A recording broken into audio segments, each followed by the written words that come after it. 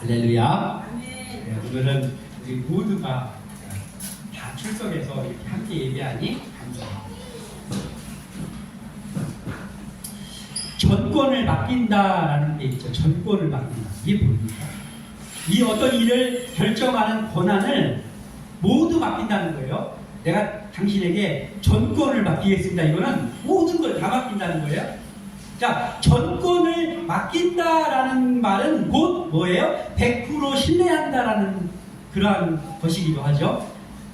100% 신뢰하지 못하면 어떤 일부분을 맡길 수는 있지만 전권을 맡길 수는 없잖아요. 전권을 맡긴다는 건 내가 그 사람을 100% 신뢰한다는 것이죠. 성경에 보면은 애굽에 그 군대 장관 보디발 장군이 있었는데 그 보디발 장군이 일개 종으로 팔려왔던 소년 요셉에게 그 가정의 부자였거든요. 근데 그 가정의 모든 전권을 맡겼습니다.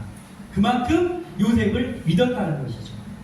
사실은 그리스도인인 우리들은 어디에 나가서 어디에 내놓아도 내가 너에게 당신에게 전권을 맡기겠습니다라는 말을 들을 정도의 그러한 신뢰를 줄 수 있는 사람들이 되어야 됩니다. 예, 그것을 놓고 우리가 기도하면서 우리의 직장에서든 우리의 어떤 사업자에서든 있어야 되는 것이죠. 이 요셉과 같은 마음. 그런데 사실 그게 쉽지 않지. 누군가에게 전권을 맡긴 사람, 누군가에게 전권을 맡긴 사람은 그 전권을 맡긴 사람을 믿는 만큼 그를 온전한 신뢰를 보내줘야 해요. 그리고 또 반대로 그 전권을 맡은 사람이 있죠. 누군가가 나에게 전권을 맡겨주었다고 하면 그 사람의 그 신뢰에 부합하는 그러한 경영을 해야죠.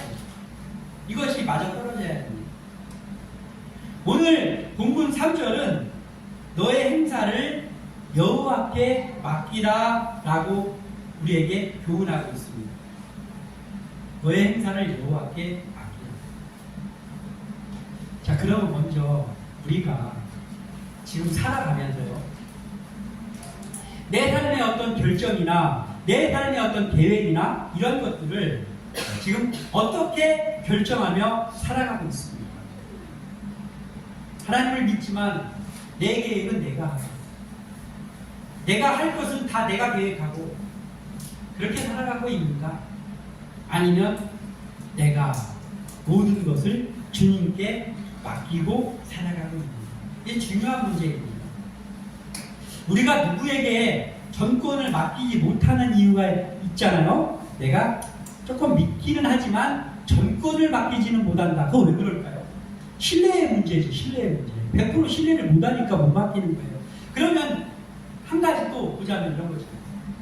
지금 살면서 나의 전권을 맡길 만한 사람이 있습니다. 제가 먼저 대답하자면 없습니다. 저에게는 없습니다. 전권을 맡길 수 있는 사람은 없습니다. 아마 여러분들도 다 그럴 것입니다. 아무리 친한 사람, 아무리 가까운 사람이라 할지라도 이 사람에게 이걸 맡기고 이 사람에게 이걸 맡기고 할 수 있지만 전권을 맡길 수 있는 사람은 사람 중에는 사실은 없습니다. 그러면 또 한 가지 질문을 하자면 우리는 하나님을 100% 신뢰하십니까? 마음에 생각해 보세요.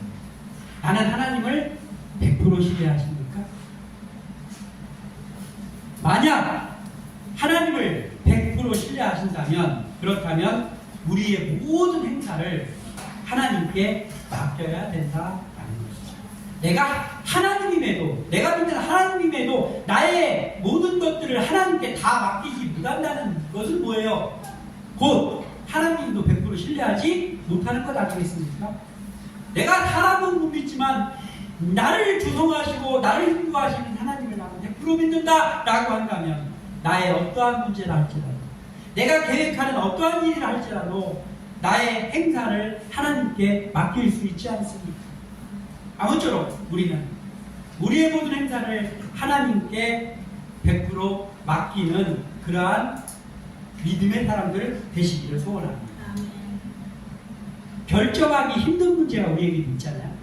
그리고 해결되지 않는 숙제가 아직도 우리에게 있잖아요. 각 개인에게. 그러면 어떻게 해야 됩니까? 하나님을 믿는 우리는 하나님께 전권을 그래서 맡겨야 되는 거예요. 나에게 어려운 문제, 직장의 문제가 있을 수 있잖아요. 이거 어떻게 해야지? 이 직장의 문제를 어떻게 해결해야 되지라는 문제들이 있습니다. 그러면 어떻게 해야 됩니까? 그렇기 때문에 내가 철저하게 계획 세우고 내가 먼저 철저하게 무엇을 해야 됩니까? 아니요. 그 전에 필요한 게 있다고. 그게 뭐냐면 하나님께 그래서 힘드니까 전권을 맡겨야 됩니다. 왜냐하면 우리 하나님은 우리의 모든 걸 맡길 수 있는 유일한 분이기 때문입니다. 히브리서 13장 5절에 그가 친히 말씀하시기를 내가 결코 너희를 버리지 아니하고 너희를 떠나지 아니하리라 하셨느니라. 아멘. 그가 누구? 예수님입니다. 우리 주님이 말씀하셨는데 뭐라고 말씀하셨냐면 내가 결코 너희를, 결코라는 거는 절대로라는 말이잖아요. 결코. 내가 결코 무슨 일이 있어도 너희를 버리지 않는다. 그리고 너희를 떠나지도 않는다 라고 말씀해 주셨습니다. 주님을 의지하는 자. 우리가 그 사람들이잖아요. 주님을 의지하는 자. 주님의 보혈로 구원받고 하나님의 자녀가 된 우리들을 하나님께서는 어떠한 상황 가운데에서 버리지도 않고 떠나지도 않는다고 약속해 주셨습니다. 그러니까 우리의 삶이 하나님을 온전히 신뢰하고 삶을 온전히 하나님께 맡겨야 된다는 것이죠. 그래서 우리가 그렇게 함으로 인해서 주님의 인도하심으로 우리의 경영하는 모든 것들이 이루어지는 삶이 되기를 소원합니다. 이러한 마음 가지고 오늘 말씀을 나누고자 합니다. 오늘 말씀의 제목이 맡겨야 합니다. 우리 옆집 누구에게 맡겨야 합니다. 우리 부모님에게 맡겨야 합니다가 아니고 맡겨야 합니다. 누구에게? 하나님께 맡겨야 사는 거예요. 그러면 뭐예요? 하나님께 맡기지 않으면 우리가 살 수 없다라는 말이기도 합니다. 맡겨야 합니다. 먼저 우리가 알아야 될 것은 이런 거예요. 마음의 경영 앞에 하나님을 모셔야 된다라는 거예요. 마음의 경영 앞에 하나님을 모셔야 된다. 오늘 본문 1절에는 마음의 경영은 사람에게 있어도 이렇게 시작하고 있죠. 마음의 경영은 사람에게 있어도. 여기서 말하는 경영, 뭐 직장, 사업체를 경영하다, 그것도 경영이죠. 근데 여기서 말하는 마음의 경영할 때 이 경영은 마르라는 히브리어입니다. 마르. 이 경영이 마르인데 제어한다, 통제한다, 또 다스리다 이런 뜻이에요. 여기서 말하는 경영이요. 그러니까 여기서 말하는 마음의 경영은 사람에게 있어도 할 때 이게 뭐냐면 철저하게 제어를 하고 철저하게 통제하고 다스리는데 그게 사람에게 내 마음속에 있다는 거예요. 내 마음을 내가 통제한다는 거예요. 그래서 자기의 생각이나 지식 이런 모든 것들을 또 인맥 뭐 이런 것들이요. 동원해가지고 생각하고 꾸미는 이런 계획이나 어떤 사상 이런 것들을 말합니다. 이것을 다 내가 생각하는 거죠. 근데 사실 그렇잖아요. 우리가 우리 앞길을 할 때 누구에게 전권을 위임할 수는 없지만 내가 계획도 하고 내가 어떻게 생각도 하고 그러면서 나가는 거잖아요. 내 삶이니까. 그런데 이 마음의 경영을 어떻게 하는 것이 지혜인가? 이게 중요하잖아요. 사람이 계획을 얼마든지 세울 수 있습니다. 그리고 세워야 됩니다. 계획을 세워야죠. 아무런 무계획으로 살아가면 안 되잖아요. 계획을 세울 수 있습니다. 그런데 이 문제가 하나가 있을 게 뭐냐면 계획을 우리가 얼마든지 세울 수가 있는데 그 계획을 세울 때 우리의 마음이 그렇잖아요. 이렇게 계획을 해서 이렇게 하면 우리가 이렇게 되고 이렇게 되면 이렇게 되고 이렇게 돼서 나중에 이런 결과가 나왔으면 좋겠다. 이게 사람의 경영입니다. 그런데 문제는 뭐예요? 그 경영한 대로 결과가 나오지 않을 때가 참 많다라는 거예요. 이게 문제예요. 경영을 사람이 마음에 계획하고 경영했더니 그 경영한 대로 이루어지면 얼마나 좋겠어요. 그런데 생각지도 않은 일이 불쑥 나타나고 그리고 그 결과가 그대로 되어지지 않는다라는 거예요. 이게 이것 때문에 힘든 거죠. 계획은 얼마든지 세울 수 있지만 그대로 되지 않는다는 거. 그러니까 그러면 이게 어떻게 해야 그 결과가 도출될 수 있는가, 이걸 아는 게 지혜라는 거예요. 그 오늘 1절에서 알려주고 있잖아요. 다시 한번 1절 읽어보겠습니다. 시작. 마음의 병영은 사람에게 있어도 말의 응답은 여호와께로부터 나옵니다. 아유, 너무나 명확해요. 마음의 병영은 사람에게 있습니다. 그러나 그 응답은 하나님께로부터 나온다라는 것을 아는 이것이 지혜입니다. 응답은 하나님께 있음을 아는 것. 그래요? 그렇습니까? 제가 계획했는데 응답은 하나님께 있어요? 그렇구나. 깨닫는 게 중요한 게 아니고 이게 내 마음 안에 꽂혀야 된다는 거예요. 그래서 실제로 삶에서 그게 적용되어서 나와야 된다. 내가 아무리 계획한다 할지라도 나의 걸음을 인도하시고 그것의 응답이 하나님께 있다라는 것이 우리에게서 적용되어야 된다. 이게 지혜입니다. 그래서 마음의 경영 앞에 위치해야 될 게 하나가 있다는 거죠. 왜냐하면 응답이 하나님께 있습니다. 그래서 우리가 여러 가지 계획도 하고 여러 가지가 있는데 그 앞에 위치해야 될 한 가지가 있다라는 거예요. 그게 뭐냐면 모든 응답의 주인이신 하나님께 물어보고 여쭤보고 일하는 거예요. 그러니까 계획을 하지도 말고 그냥 나가라는 게 아니에요. 계획해야 됩니다. 그런데 그 앞에 놔야 될 게 하나가 있다고. 반드시 계획 앞에 있어야 될 하나. 그게 뭐냐면 하나님께 물어보는 게 있어요. 그렇게 하고 나가라는 것이죠. 그 하나님께 물어본다. 하나님께 물어본다. 전문 용어 두 글자. 만큼들이 걸고 네? 물어봐요. 자, 이게 뭐냐면 기도라는 거예요.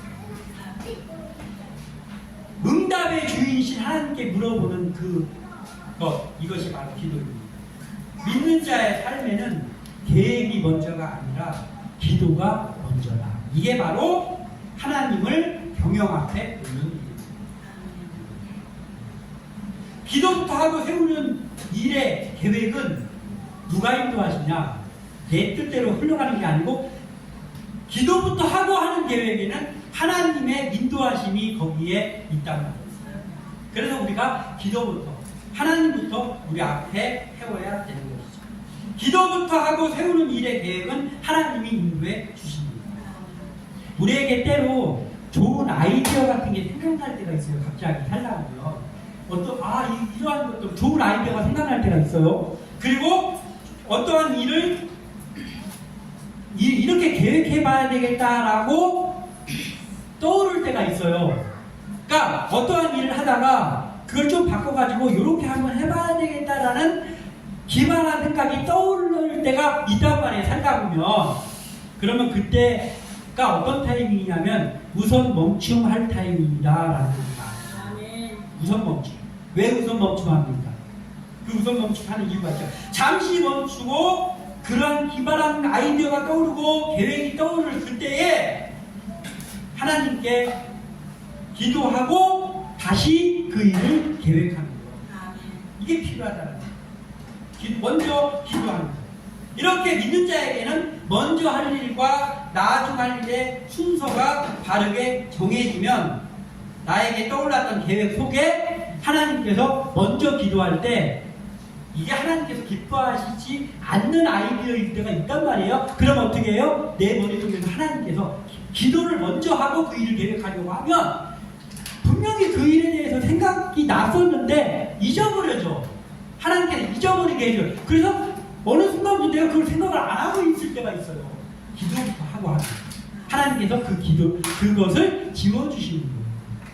그런데 하나님이 기뻐하시는 생각이었어요. 그리고 하나님께서 기뻐하시는 계획인데 기도부터 하잖아요. 그러면 하나님께서 그 생각을 구체화시켜 주시고 그리고 하나님께서 진행시켜 주십니다.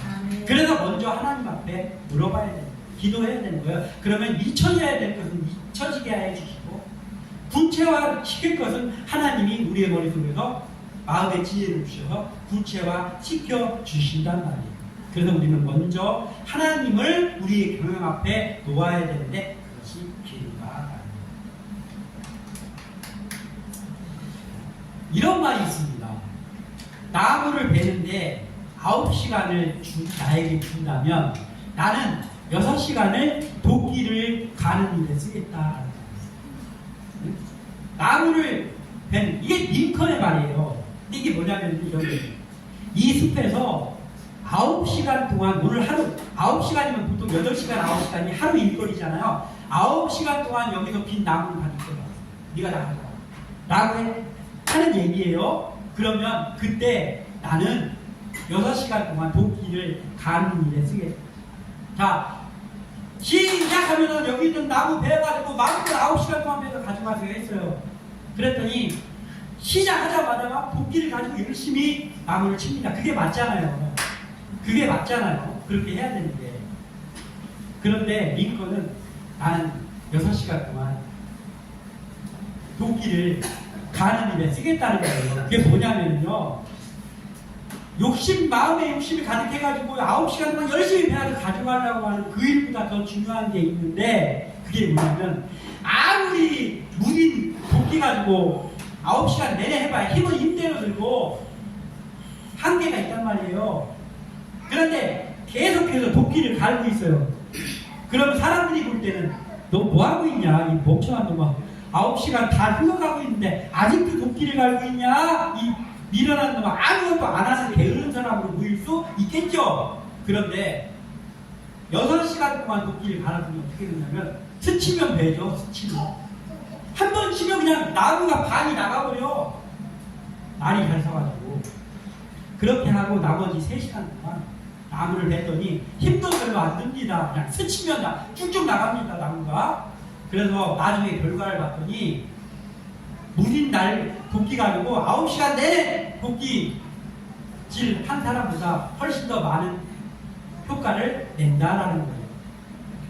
자, 하나님을 믿는 사람에게 적용을 했을 때 이 6시간 동안 도끼에 나를 세우는 그 일이 뭐냐고 말이에요. 나무 베는 일보다 앞에 놔야 되는 그 도끼로 6시간 동안 날 세우는 일이 기도라고. 아무리 급하더라도 먼저 6시간 동안 그 계획 앞에 놓는 거, 이것이 기도란 말이에요. 우리에게 필요한 거죠. 그러면 미련해 보이지만 하나님 앞에 기도하고 하나님 앞에 먼저 선 다음에 그 일을 하면 하나님이 응답의 주인이신 하나님이 그 일을 인도해 주시기 때문에 더 좋은 효과를 낼 수 있다. 그래서 우리가 경영하는 일이 급할수록 우선 멈춤을 잘하고 그리고 먼저 기도하며 하나님을 우리의 경영 앞에 세우는 일을 우리는 삶에서 적용하시기를 바랍니다. 이렇게 할 때 하나님께서 우리의 길을 인도해 주십니다. 그리고 말씀의 거울 앞에 신실한 마음으로 서야 되는 것, 이것 또한 우리에게 중요한 일입니다. 오늘 2절에 사람의 행위가 자기 보기에는 모두 깨끗하여도 라고 했습니다. 여기서 자기 보기에는 이라는 이 단어가 히브리어 베나라는 단어입니다. 베나, 자기 보기에. 이 뜻이 뭐냐면 자기 주관적으로 내리는 편협된 판단이라는 뜻이에요. 자기 주관적으로 내리는 편협된 판단. 그러니까 이런 거예요. 자기의 계획이나 자기의 판단을 잘 세워놓고 내가 철저하게 계산하고 철저하게 그것을 계획했기 때문에 이게 틀릴 리가 없다라고 생각하는 그러한 자기를 너무 믿는 마음이. 그러나 기도보다 앞서 행하는 계획이 아무리 훌륭하다고 할지라도 일의 응답이 하나님께 있단 말이에요. 그렇기 때문에 하나님이 기뻐하는 대로 일이 흘러가야 되는데 이미 계획부터가 자기가 철저하게 계획하면서 내 마음에 편협된 내가 한 것이 모두 옳다라고 생각을 하고 있어요. 이미. 그러면 하나님이 기뻐하는 것은 되기가 쉽지 않죠. 그러면 하나님이 기뻐하시는 것으로 되는 것은 앞에 먼저 기도한 다음에 그 일을 하는데 무엇으로 그 일을 해야 되느냐? 말씀대로 그 일이 이루어질 때 그때 하나님께서 기뻐하신다는 거죠. 그래서 신실한 마음으로 우리가 말씀의 거울 앞에 먼저 서야 되는 거예요. 내가 보기에 옳은 거, 내가 보기에 이건 이렇게 하면 틀릴 리가 없어가 중요한 게 아니고 뭐가 말씀에 비춰볼 때 옳으냐 이게 중요하다. 그래서 우리는 말씀 앞에 신실한 마음으로 하는 것 이게 중요합니다. 하나님은 심령을 감찰하시느니라 이렇게 말씀하셨습니다. 심령을 감찰하시느니라. 우리의 마음이 말씀의 거울 앞에 비추어서 하나님의 말씀 앞에 바로 서야 되는 거예요. 왜냐하면 하나님이 그걸 보거든요. 자, 우리가 기도할 때 어떻게 됩니까? 기도할 때 성령이 임하는 거예요. 오순절에 기도할 때 성령이 임했어요. 기도할 때 성령의 은혜가 임합니다. 그러면 성령의 은혜가 임하고 즉 성령 충만하면 그때 되는 게 뭐예요? 말씀 앞에 서게 된다. 이게 순서예요. 기도할 때 성령이 임하고 성령이 임할 때 말씀 앞에 서게 되는 거예요. 이 순서. 이게 선우가 바뀌면 안 되는 것입니다. 그래서 늘 제가 말씀하는 거지만 예수님을 3년 6개월 동안에 따라다녔지만 성령 충만하지 못했을 때 제자들은 말씀을 깨닫지도 못하고 알지도 못했습니다. 그런데 오순절 성령을 받았을 때 어떻게 됐어요? 기도를 통하여서 성령을 받았고 성령을 받고 났더니 드디어 그들은 말씀대로만 사는 사람들이 되는 거예요. 그러니까 첫 번째 나눴던 우리 어떤 계획 앞에 기도부터 하는 것이 첫 번째 순서예요. 기도부터 할 때 성령의 은혜가 임합니다. 그럼 우리의 마음속에 성령으로 채워졌을 때 그때부터 말씀이 이해가 되고 말씀대로 살게 됩니다. 그래서 우리가 말씀 앞에 신실하게 서게 됩니다. 그러면 말씀이 왜 중요하냐면 말씀은 교훈으로 우리가 알아야 되는 것이 아니고 이 말씀은 뭐기 때문에 그러냐면 말씀은 적용되어야 되는 요소이기 때문에 그래요. 아, 이런 말씀이 좋은 거, 이런 부록 같은 말씀이 있구나가 아니고 말씀은 왜 주어졌냐면 그게 우리의 삶에 적용이 되라고 있는 게 말씀입니다. 그래서 우리는 말씀 앞에 먼저 서야 된다라는 것이죠. 마음에 경영하는 것이 여전히 내 계획대로이고 내 것이라면 내가 보기에 옳은 것을 하게 돼 있고 내가 보기에 옳은 것을 따라가게 돼 있잖아요. 내 생각에는 요로 가는 게 나을 것 같아 라는 생각이 여전히 나는 거예요. 말씀에 비춰지지가 않으니까. 그러니까 말씀이 적용되지도 않습니다. 그런데 내 삶의 전권을 하나님께 맡기게 되면 그때부터는 말씀에 비치는 삶을 살게 되는 거예요. 그래서 이런 거예요. 말씀에 비치는 삶을 못 사는 이유는 뭔지 알아요? 말씀을 봤을 때 이게 옛날 이야기로 보는 거예요. 그러니까 말씀에 내가 지금 처해 있는 이러한 상황은 말씀하고는 좀 다르잖아. 역사도 다르고 시대도 다르니까. 그런데 희한하게도요. 말씀을 적용을 안 하는 사람한테 그렇게 보이거든요. 그런데 내 경영 앞에 기도를 세우고 기도를 통하여 성령이 임하고 그리고 말씀을 적용하는 사람은 이 말씀이 옛날의 말씀인데 이 말씀을 볼 때 내가 지금 어떻게 해야 될 것이 말씀을 통해서 보이기 시작한단 말이에요. 그래서 말씀을 적용하게 됩니다. 내 삶의 전권을 하나님께 맡기면 그렇게 되는 거예요. 그러면 맡기게 하는 사람이 되어지기 시작하는 거예요. 그러니까 판단의 주체나 기준이 나였는데 말씀으로 옮겨가는 거예요. 그래야 그때부터 사는 역사가 나타납니다. 여기 2절에 있는 감찰, 심령을 감찰한다 할 때 이 감찰하시느니라 라는 이 단어가 타칸이라는 단어예요. 타칸인데 이게 무슨 뜻이냐면 무게를 달아본다 이런 거예요. 그리고 공평하게 평가를 해본다 라는 의미입니다. 무게를 달아본다. 저울에 무게를 잡으면 속일 수가 없잖아요. 저울을 조작하지 않는 이상. 무게를 달아. 하나님이 우리의 무게를 달아보세요. 그리고 공평하게 평가 평가도 하신대요. 너는 나를 좀 더 잘 믿으니까 좀 더 너그럽게 판단하고, 너는 좀 안 되겠어 해가지고 조금 야박하게 판단하고, 그게 아니에요. 하나님께서 감찰하신다는 말은요, 공평하게 평가한다는 거예요. 그게 누구든지. 그리고 무게를 정확하게 달아본다는 이 의미입니다. 하나님은 사람의 이 행위를 달아보는데 외적으로 뭘 하는가도 하나님 보셔요. 그런데 심령을, 내면을 보면서 우리의 외적인 것도 보시고 내적인 것도 보시면서 하나님이 우리를 무게를 달아보시고 공평하게 평가도 해보시는 것, 이게 심령을 감찰한다 이런 말이에요. 그런데 뭘로 심령을 감찰하시냐면 하나님의 하는 게 있는데, 그게 보면 하나님의 공의로 심령을 감찰하십니다. 공의. 하나님이 사람을 달아보실 때 하나님의 공의의 잣대에다 놓고 판단을 하시잖아요. 그러면 우리가 알아야 될 게 있잖아요. 뭐냐, 하나님의 공의라고 하는데 이 공의의 기준이 뭐지? 이걸 알아야 돼요. 하나님의 공의의 기준이 뭔지를 알아야 우리가 뭘 해볼 거 아니에요. 하나님의 공의의 기준이 뭐냐면 정확해요. 말씀입니다. 그러니까 하나님이 우리를 무게를 달아보실 때 말씀대로 살고 있네? 그러면 합격이 되는 거예요.